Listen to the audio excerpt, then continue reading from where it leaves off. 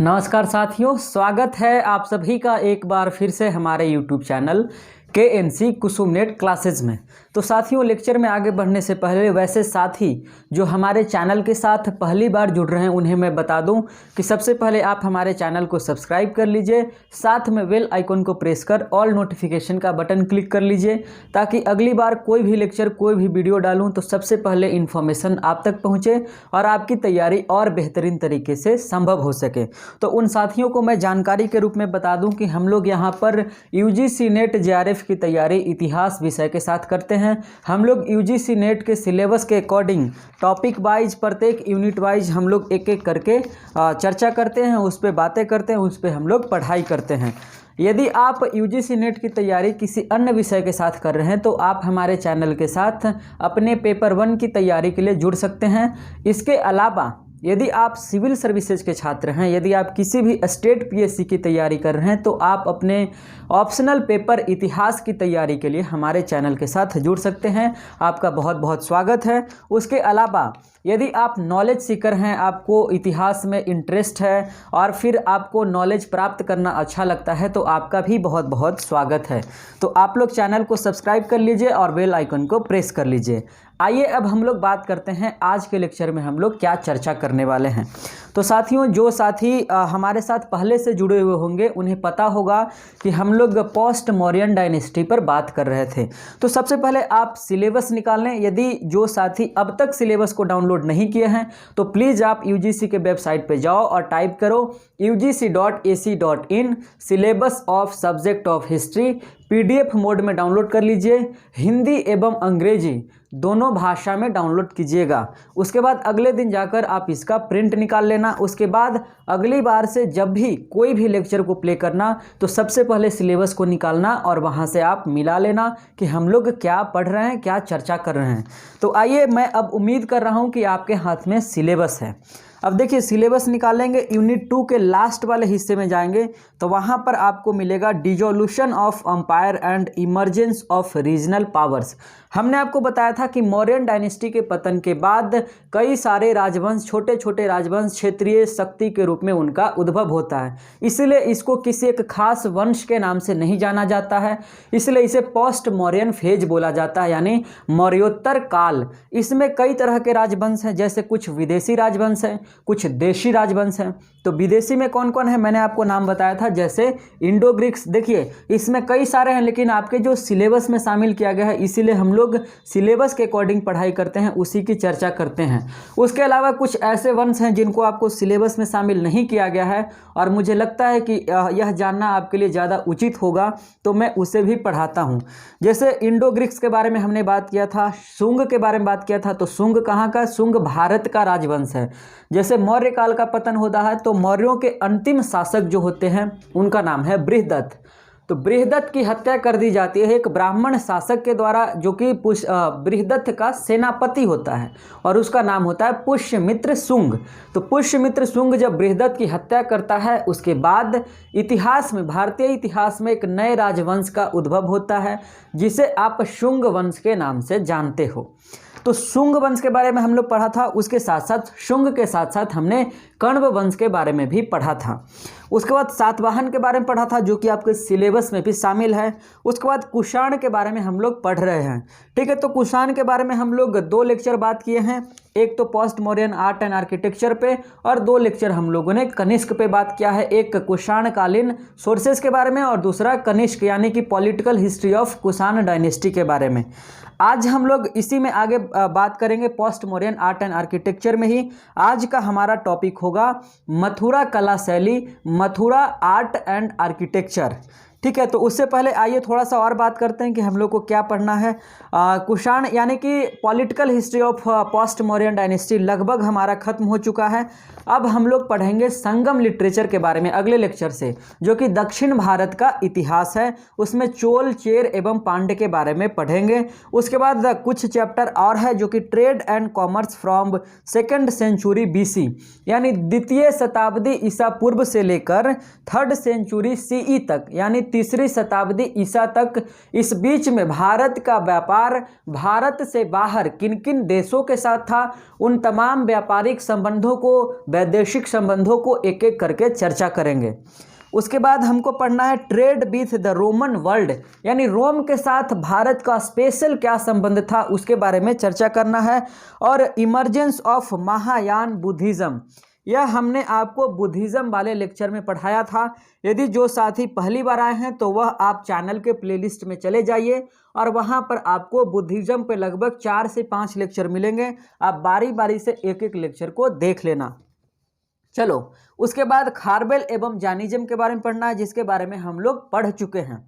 फिर पढ़ना है post modern art and architecture, जिसके बारे में हम लोग शुरू किए थे, जिसमें मुख्य तौर पे 3 कला शैली के बारे में पढ़ना है। कौन कौन? एक तो मथुरा है, दूसरा गांधार है और तीसरा अमरावती स्कूल है। तो हम लोगों ने गांधार कला शैली पर बात किया था।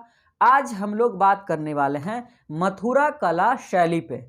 ठीक है साथियों, तो सबसे पहले आप हेडिंग दे दीजिए मथुरा कला शैली। और जो साथी नए हैं उनको मैं बता दूं कि आप हमारे साथ चीज़ों को लिखते चलना और कोशिश करना कि आप इसका नोट्स तैयार कर लीजिए और उसको हमेशा सब्जेक्टिव फॉर्मेट में नोट्स को तैयार कीजिएगा। यदि आप ऑब्जेक्टिव फॉर्मेट में नोट्स को तैयार करेंगे तो आगे चल करके आपको बहुत ज़्यादा परेशानी होगा रिवीजन करने के दौरान। तो मेरा यह निवेदन है आपसे, इसे आप मेरा सलाह मानो, निवेदन मानो, जो कुछ भी मानना है आप मान सकते हैं, लेकिन आप इसे लिखते चलना, तभी आपके साथ यह हमेशा जुड़ा रहेगा। यदि आप चाहोगे कि सिर्फ लेक्चर देख करके आपके माइंड में सारी चीज़ें चली जाए तो यह आपका भ्रम है, इसलिए आप भ्रम दिमाग में ना रखें, नोट्स बना करके पढ़ाई करें। तो सबसे पहले आप हेडिंग दे दीजिए मथुरा आर्ट स्टाइल, मथुरा कला शैली। इसके बारे में टाइम फ्रेम यदि लिखना है तो टाइम फ्रेम लिख लीजिए 1st सेंचुरी BC से लेकर के 3rd सेंचुरी AD तक। ठीक है, 3rd सेंचुरी, माफ करना 3rd सेंचुरी AD ही, हाँ AD ही लिखो, AD तक। ठीक है, 1st सेंचुरी BC से लेकर 3rd सेंचुरी AD के बीच इसका टाइम फ्रेम है। किसका? मथुरा कला शैली का। इसका विकास भारतीय क्षेत्र में हुआ। कहाँ? भारत का कौन सा क्षेत्र? आज के वर्तमान उत्तर प्रदेश का मथुरा, उस समय का भी मथुरा। यमुना नदी के किनारे उत्तर प्रदेश में एक जगह लोकेटेड है जिसका नाम है मथुरा। और चूंकि मथुरा कला शैली के जितने भी नमूने प्राप्त हुए हैं उनके जो सबसे ज़्यादा अवशेष प्राप्त हुए हैं वह मथुरा नामक जगह से ही प्राप्त हुआ है, इसलिए इस कला शैली को मथुरा कला शैली नाम दिया गया। जैसे गांधार कला शैली को गांधार कला शैली क्यों कहा गया था? क्योंकि गांधार कला शैली के जो महत्वपूर्ण अवशेष हैं, जो बहुसंख्यक मात्रा में उनके अवशेष प्राप्त हुए हैं, वह गांधार नामक जगह से प्राप्त हुआ था, इसीलिए उस प्लेस को मथुरा कला गांधार कला शैली कहा गया। बिल्कुल उसी तरीके से जैसे सिंधु घाटी सभ्यता को हड़प्पा सभ्यता भी कहा जाता है। क्यों? क्योंकि सबसे ज़्यादा अवशेष हड़प्पा से प्राप्त हुए हैं, इसलिए उसे हड़प्पा सभ्यता भी कहा जाता है।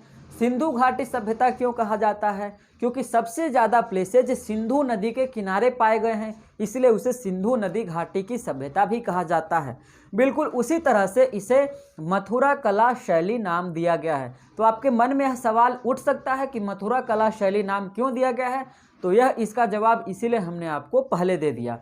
अब आइए बात करते हैं कि इसका सबसे ज़्यादा जो विकास होता है, जो क्लाइमेक्स फेज में जब इनका डेवलपमेंट होता है, ध्यान रखिएगा किसी भी सिविलाइजेशन का, किसी भी आर्ट एंड कल्चर का या फिर किसी भी पीरियड का 3 उसके हिस्से होते हैं, उसके 3 फेजेज होते हैं। पहला इनिशियल फेज होता है, ठीक है, इनिशियल फेज जैसे आदमी का भी इनिशियल फेज होता है, उसी तरह से कल्चर का, सिविलाइजेशन का भी इनिशियल फेज होता है।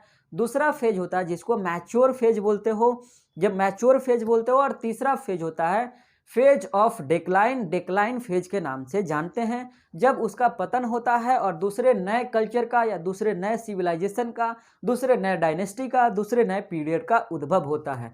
ठीक है, तो 3 फेजेज हैं। कनिष्क का जो फेज है, कुषाण काल का जो फेज है, वह मथुरा कला शैली का क्लाइमेक्स फेज है। ठीक है, कौन सा फेज है? क्लाइमेक्स फेज है। इसी समय यह चरमोत्कर्ष पे जाएगा। चलो, कुषाण शासकों में मुख्य तौर पे कनिष्क, हुविस्क और वासुदेव, ठीक है, दरअसल आप देखोगे कि कुषाण वंश का राजनीतिक इतिहास पढ़ेंगे तो वहां पर मुख्य तौर पे आपको कनिष्क के बारे में ही पढ़ना है और कनिष्क से ही ज्यादा सवाल भी पूछे जाते हैं। इसलिए कनिष्क के समय में, हुविस्क के समय में और वासुदेव के समय में मथुरा कला शैली अपने क्लाइमेक्स पोजीशन में थी, चरमो उत्कर्ष की स्थिति में थी। यानी इनके पीरियड में इसका सबसे ज्यादा विकास हुआ, सबसे ज्यादा इनको प्रोत्साहन मिला, सबसे ज्यादा इनको राजकीय संरक्षण प्राप्त हुआ। अब आप देखिए, प्रत्येक कला शैली को किसी न किसी शासक के द्वारा संरक्षण प्रदान किया जाता है। जैसे यहां पर मथुरा कला शैली, आपसे सवाल पूछा जाए कि मथुरा कला शैली को किन शासकों का संरक्षण प्राप्त हुआ, तो शासक का नाम आप लिख लेंगे। और किस वंश के शासकों के द्वारा संरक्षण प्राप्त हुआ, तो वह होगा कुषाण वंश। क्लियर है? तो यहां से 3-4 तरह के सवाल आपसे पूछे जा सकते हैं। आप चारों तरह के सवाल को बनाने की स्थिति में खुद को तैयार रखिए। चलिए अब बात करते हैं कि जब इसका केंद्र मथुरा था, यमुना नदी के किनारे विकास हुआ, और इसका ऑब्वियस सी बात है सेंटर, एडमिनिस्ट्रेटिव सेंटर हो या किसी भी तरह का सेंटर हो, इसका सेंटर मथुरा ही होगा। उसके बाद देखते हैं इसके इम्पैक्ट को लेकर के कि इसके ऊपर किस चीज का इम्पैक्ट सबसे ज्यादा पड़ा। जैसे आप गांधार कला शैली को पढ़े थे तो वहां पर हमने बताया था कि गांधार कला शैली पर सबसे ज्यादा प्रभाव यूनानियों का था, इसीलिए उसको हिंद यवन कला भी कहा जाता है, इंडो ग्रीक आर्ट के नाम से भी जाना जाता है।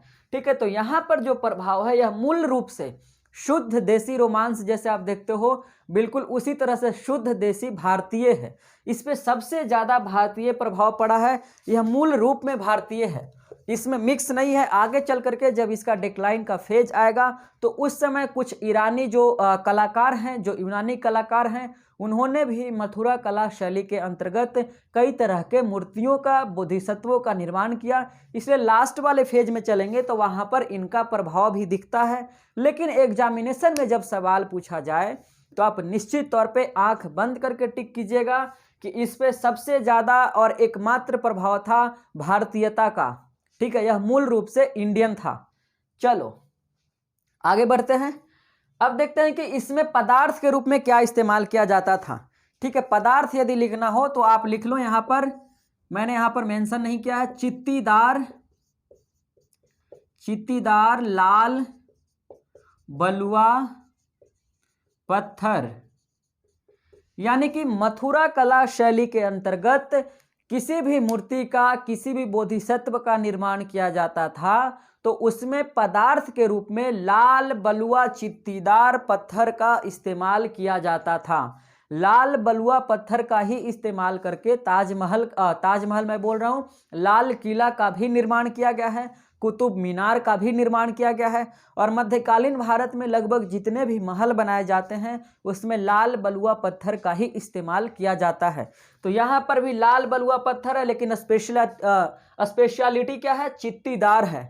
ठीक है, चित्तीदार है। चलो पदार्थ के बारे में यदि आपने लिख लिया तो आगे बढ़ते हैं हम लोग। इसको मैं मिटा देता हूं। चलिए अब हम लोग देखते हैं कि इसमें किन किन चीज़ों का निर्माण किया गया।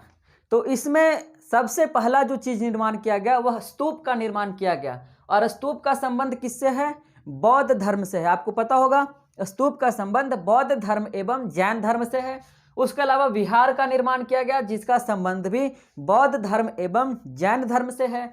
और तीसरा इसमें निर्माण किया गया मूर्तियों का, और मूर्ति का संबंध किससे है?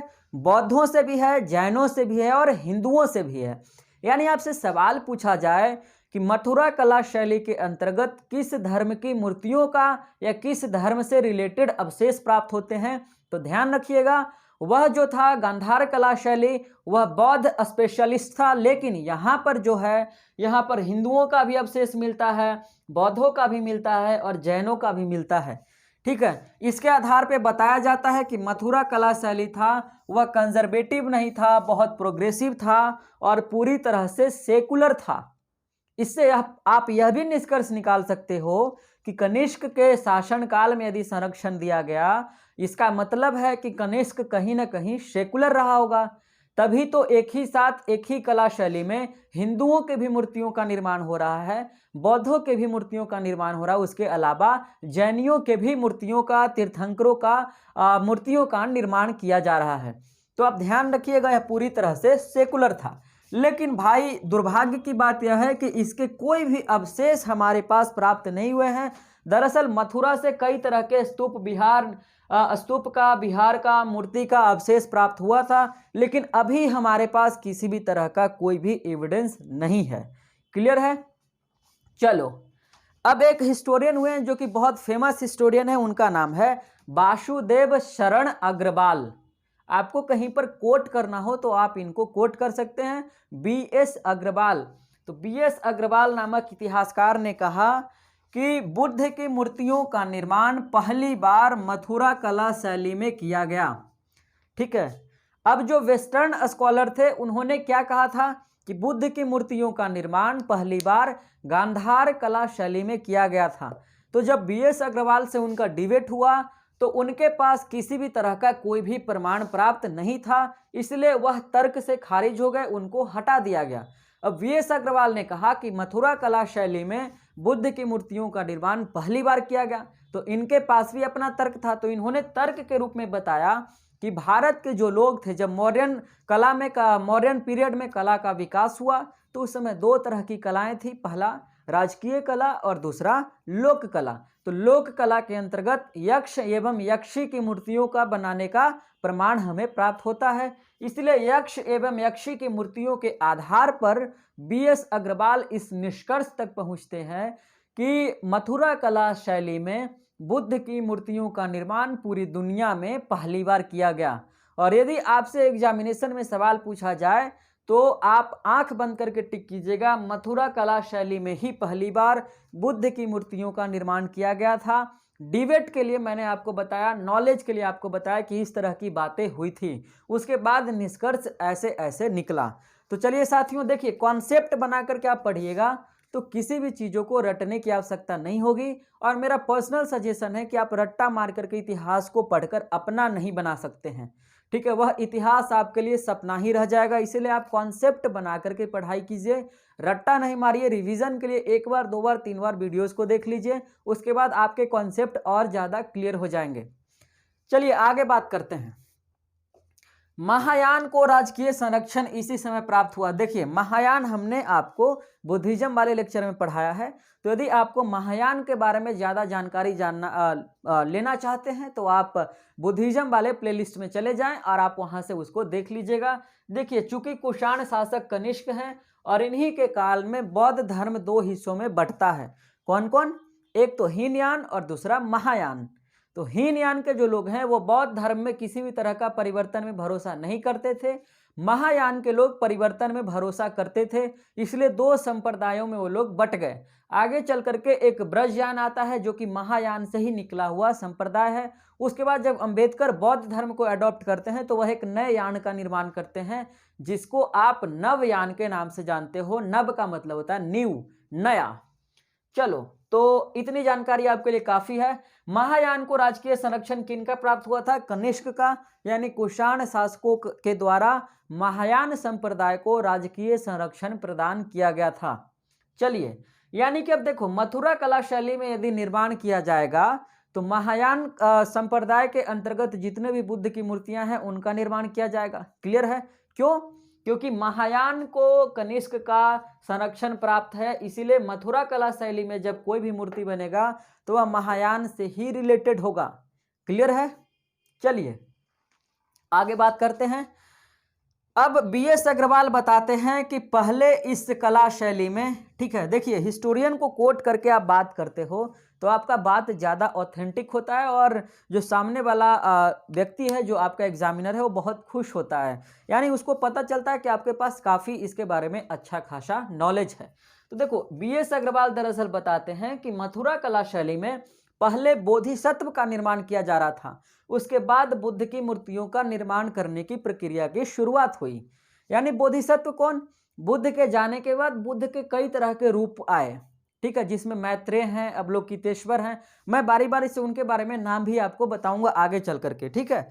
तो पहले बोधिसत्व का निर्माण किया गया और फिर बुद्ध की मूर्तियों का। ऐसा कौन कहते हैं? ऐसा BS अग्रवाल कहते हैं, ठीक है, ऐसा मैं नहीं कह रहा हूं। आगे बात करते हैं। अब देखिए यहां से जो बोधिसत्व की मूर्तियां प्राप्त हुई है उसके ऊपर कई तरह के डेट भी लिखे हुए हैं। डेट भी उत्कीर्ण है। और इसी के आधार पर यह निष्कर्ष निकाला गया है कि 1st सेंचुरी बीसी से लेकर 3rd सेंचुरी बीसी तक इसका टाइम फ्रेम था। चलो उसके बाद देखिए जो मूर्तियां प्राप्त हुई हैं उनमें कई तरह के चीज़ों को उत्कीर्ण किया गया है, जैसे पद्म आसन में, ठीक है, पद्मासन में बैठे हुए बुद्ध की मूर्ति, उसके अलावा ध्यान करते हुए बुद्ध की मूर्ति, उसके अलावा नासाग्र दृष्टि, ठीक है, यह भी एक मुद्रा है। नासाग्र दृष्टि वाले मुद्रा में भी बुद्ध की मूर्ति का प्रमाण हमें प्राप्त होता है। कहाँ से? मथुरा कला शैली के अंतर्गत मथुरा नामक जगह से। आगे बात करते हैं। अब देखिए बुद्ध और बोधिसत्व की मूर्तियां हैं वह कई मुद्राओं में प्राप्त होती हैं। कई मूर्तियां खड़ी हैं, ठीक है, स्टैंड अप पोजीशन में, और कई सिटिंग पोजीशन में है, बैठी हुई स्थिति में है, ठीक है। उसमें से बुद्ध को चक्रवर्ती राजा के रूप में भी प्रदर्शित किया गया है और योगी के रूप में भी प्रदर्शित किया गया है। आपको पता होगा कि बुद्ध पहले राजा थे, इसीलिए उनको चक्रवर्ती के रूप में प्रारंभिक दौर में प्रदर्शित किया गया। बुद्ध ने जब योगी का रूप धारण किया, जब उन्होंने घर छोड़कर वह बाहर निकले, उसके बाद वह योगी का रूप धारण कर लिया, इसीलिए चक्रवर्ती एवं योगी दोनों रूप यानी दोनों मुद्राओं का अंकन किया गया है। किसमें? मथुरा कला शैली में। चलिए आगे बात करते हैं। अब देखिए तो इसमें क्या खास है। यहाँ से कई तरह की मूर्तियां मिली बुद्ध की एवं बोधिसत्व की, लेकिन एक जगह है कटरा, उत्तर प्रदेश का जगह है, वहां से एक बुद्ध की मूर्ति का अवशेष प्राप्त हुआ है जो कि इतिहास में विशेष तौर पे उसका उल्लेख किया जाता है। क्लियर है? तो आप स्टार मार करके लिख लेना, कटरा से प्राप्त बुद्ध की मूर्ति, ब्रैकेट में लिख सकते हो स्पेशल। अब देखते हैं, आगे बात करते हैं हम लोग, इसमें क्या स्पेशल है।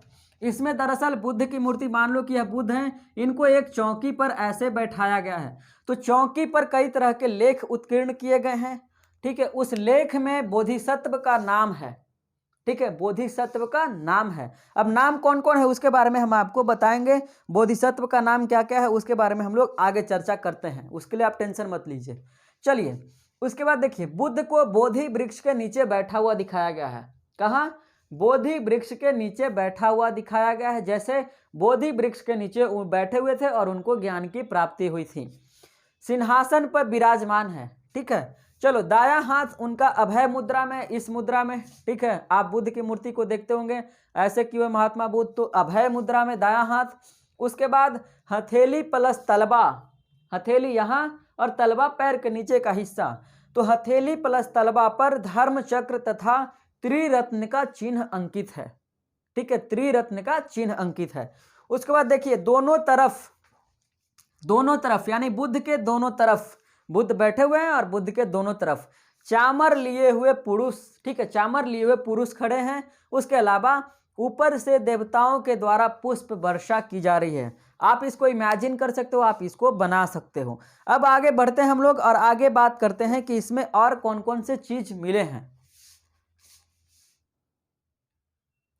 अब देखिए हमने आपको बताया कि इसमें बुद्ध एवं बोधिसत्व की मूर्तियों का चित्रांकन सबसे ज़्यादा मात्रा में किया गया है।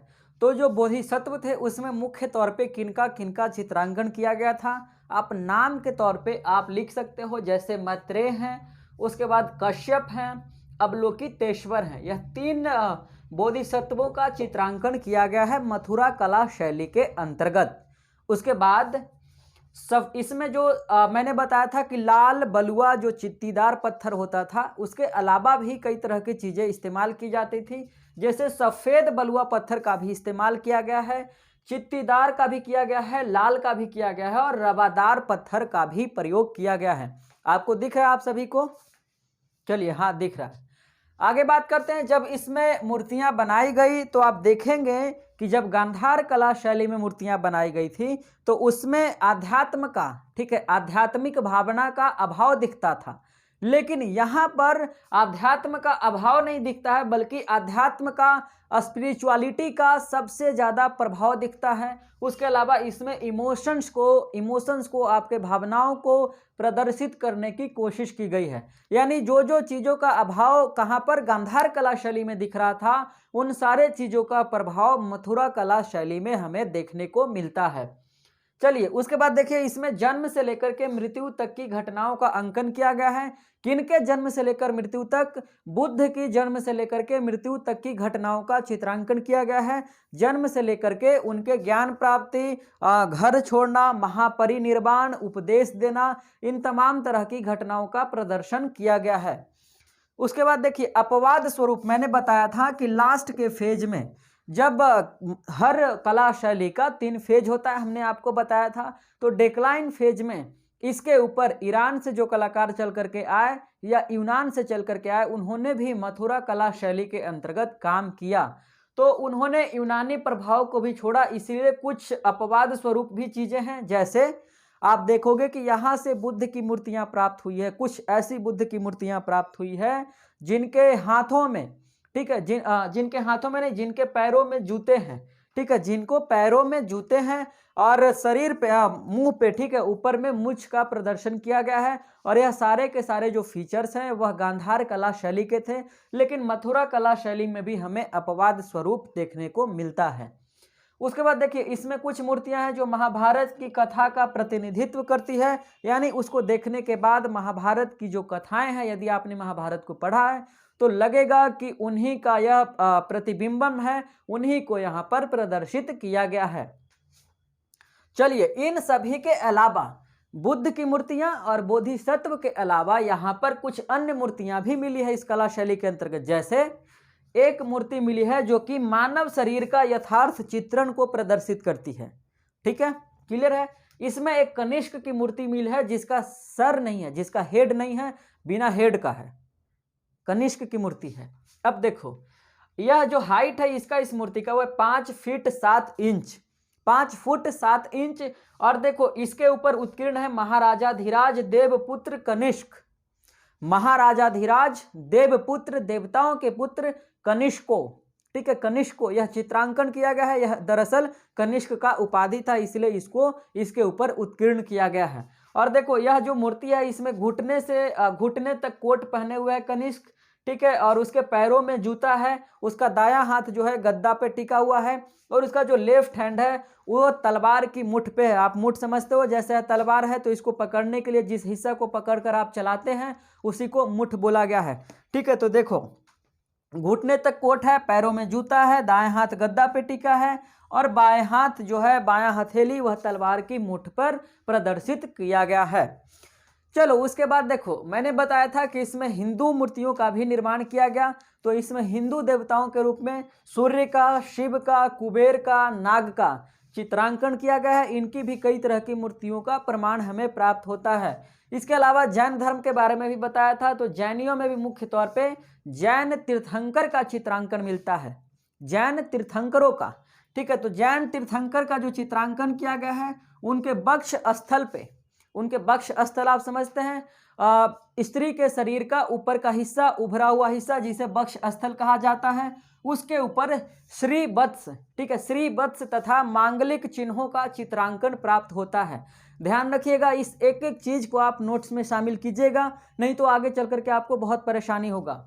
चलो फिर आगे बात करते हैं। इन सभी के प्रमाण हमें सारनाथ तथा श्रावस्ती से भी प्राप्त होते हैं, और सारनाथ से हमें एक बोधिसत्व की विशाल मूर्ति का प्रमाण मिलता है। बहुत बड़ा ह्यूज मूर्ति प्राप्त हुआ है, कहाँ से? सारनाथ से।